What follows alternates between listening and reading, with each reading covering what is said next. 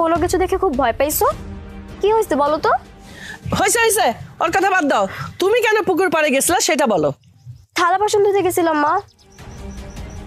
Plate বাসন কই? তোমার হাত তো দেখি খালি, হাতে তো কিছুই নাই। ওগুলো তো আমি রান্নাঘরে সুন্দর করে গুছিয়ে রেখে আসছি। তুমি কি আমারে বোকা পাইছো?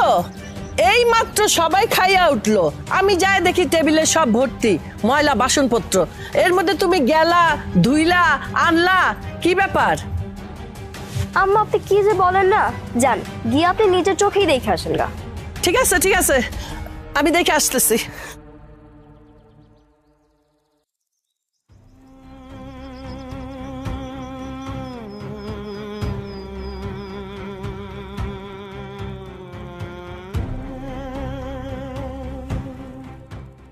ঠিকই তো, আমি যাই দেখি সব কিছু ধোয়া পাকলি একদম সুন্দর করে গুছানো। আমি তো এইটা কিভাবে সম্ভব, আমি তো কিছুই বুঝলাম না। আম্মা আপনার এত কিছু বোঝার কোনো দরকার নাই, আপনি যান ঘরে গিয়ে একটু শুয়ে থাকেন গা। তন্নি যাও, আমাকে নিয়ে যাও। চলো।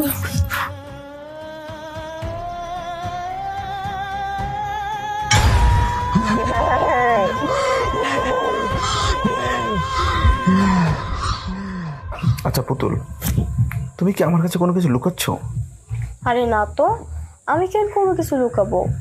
হঠাৎ এই কথা জিজ্ঞেস করলা যে? না, আমার মনে হলো যে তুমি আমার কাছে কোনো কিছু লুকাচ্ছ। না, আমি তো কোনো কিছুই লুকাচ্ছি না। কি বলবা সরাসরি বলো। আসলে বলতে চাচ্ছিলাম যে মামা তোমাকে দেখে ভয় পেল। তুমি নাকি রাক্ষসের মতো মামাকে খেতে আসছিলে। আবার মা দেখলো যে তুমি নাকি চুলায় পাও ঢুকিয়ে রান্না করছো আগুন জ্বালিয়ে। তারপরে আমার ছোট বোন পুকুর পাড়ে গিয়ে দেখে কাঁচা মাছ পুকুর থেকে উঠিয়ে খেয়ে ফেলছো। আর বিভিন্ন সময় মাছ মাংস এভাবে হুটহাট করে তুমি খেয়ে ফেলছো। আচ্ছা ঘটনা কি, আমাকে সত্যিটা একটু বলবা? ওরা যা বলেছে সবই কি সত্যি? আরে অদ্ভুত তো, তুমিও আবার আমাকে রাক্ষসী ভাবতে শুরু করলা নাকি? আচ্ছা, তুমি তো সবসময় আমার সাথেই থাকো তাই না?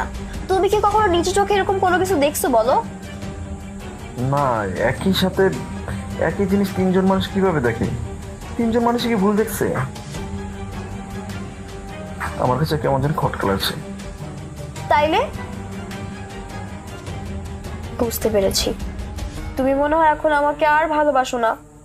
যদি আমাকে ভালোই বাসতে তাহলে এই কথা তো তুমি বলতে পারতে না। আরে কি বলছো, ভালোবাসবো না কেন? আচ্ছা বুঝতে পারছি, এবার আমার ভালোবাসা পরীক্ষা দিতে হবে।